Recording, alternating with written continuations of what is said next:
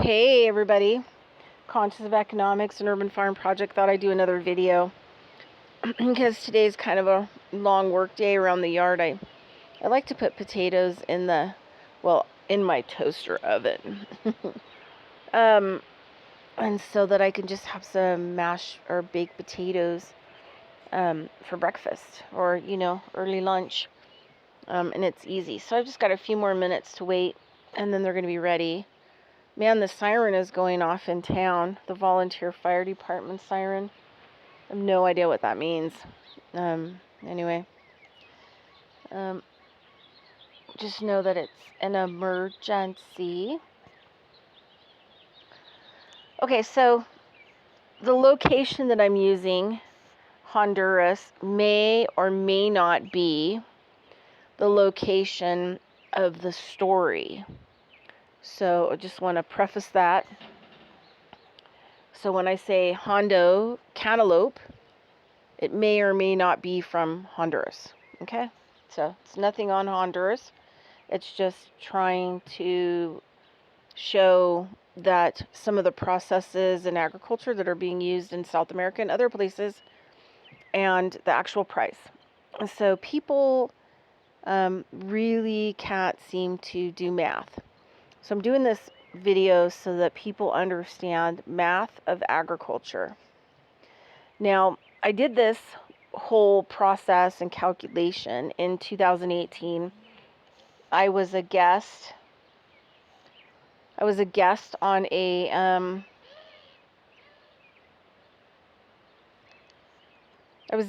radio show.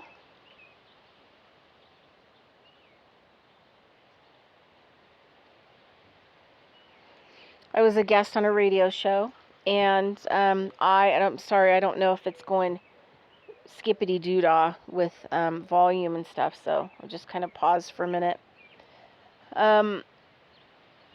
So anyway,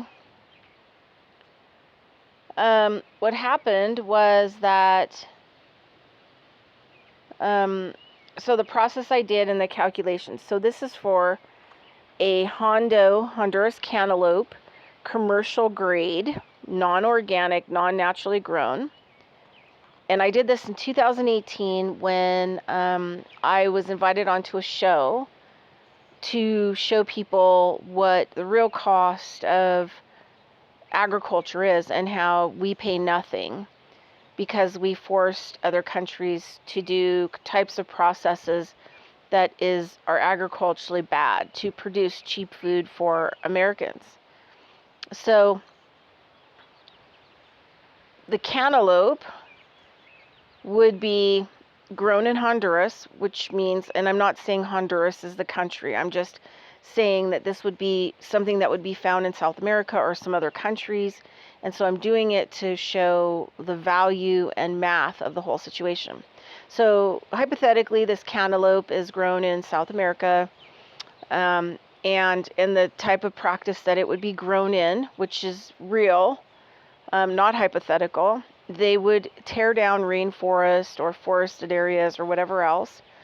They would spray harsh chemicals and fertilizers to get the plant to produce something that it normally wouldn't produce in the type of environment or soil.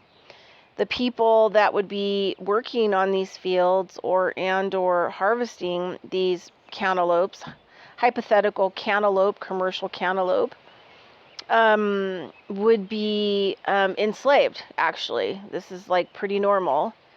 Or paid very, very little. And so this is what you have. This is what it comes down to. So you have the destruction of soil, destruction of environment.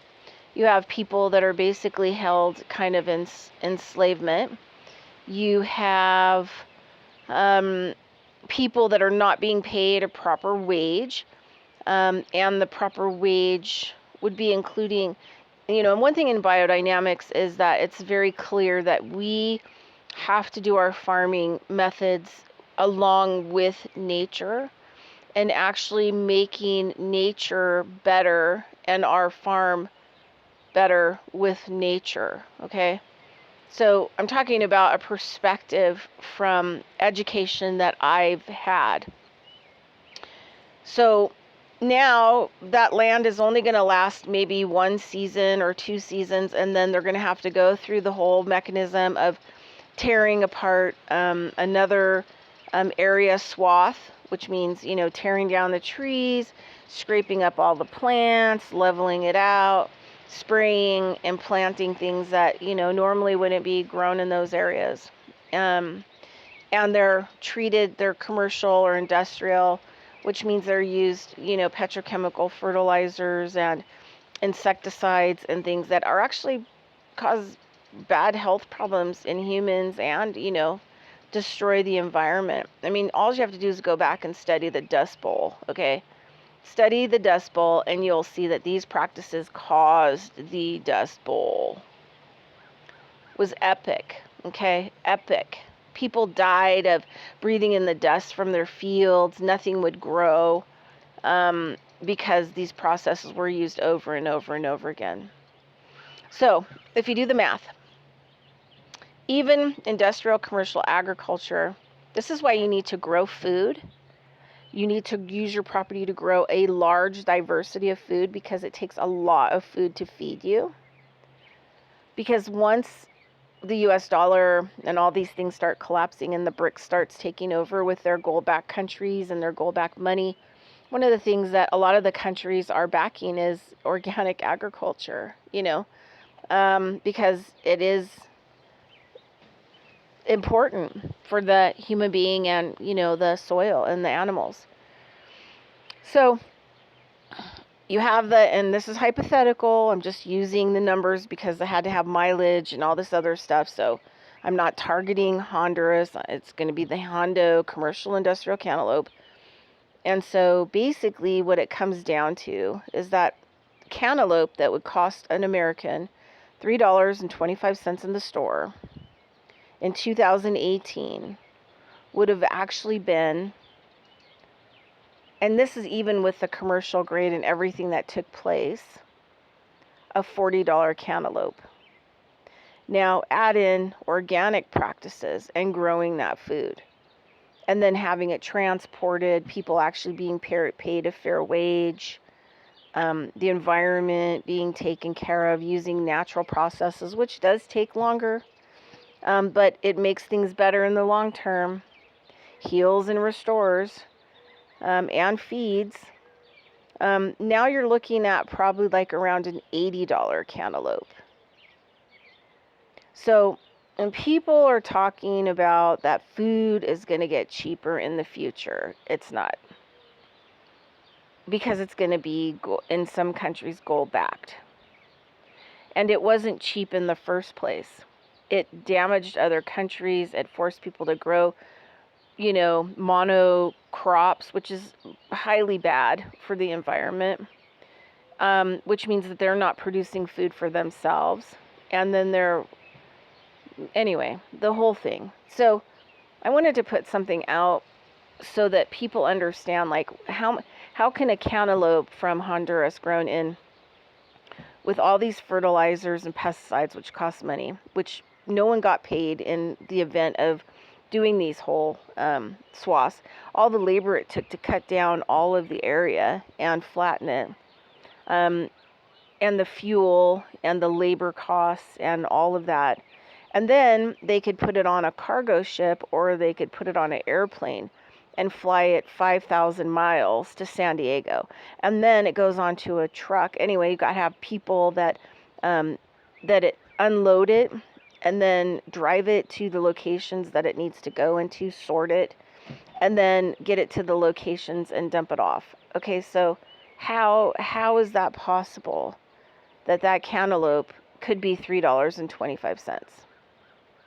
It can't. It's called slavery on so many different levels.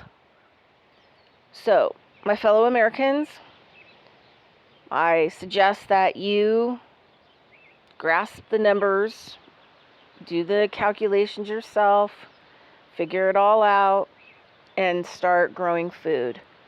because in the event that, America starts growing food again, monoculture is no longer good. We cannot continue to grow the fertilizers and pesticides.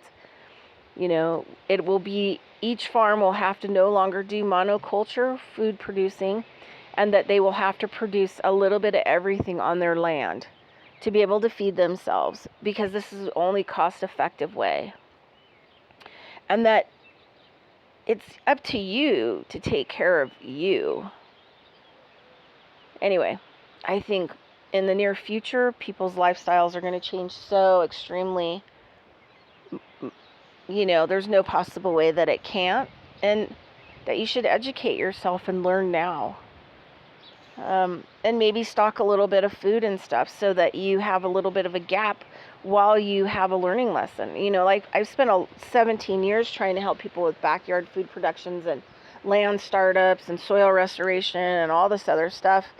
And people just were not interested. They wanted me to come there, get it done, and not really learn kind of what I was doing. And so when it was time for them to take it over, they couldn't get anything to grow. And then their properties looked worse, looked like an apocalypse. So the bottom line, it's not as easy as you think. And it's good to try to produce plants that can produce food and everything else that, comes up every year by itself. Fruit is really good, nuts, wherever you can. And then try to plant other stuff, and let it just keep reseeding until, you have a whole swath of edible landscaping. That's kind of, I think permaculture plays a really big role in this. And you can do the study on that yourself too. Okay, anyway, I'll talk to you later. Have a great day. Prepare.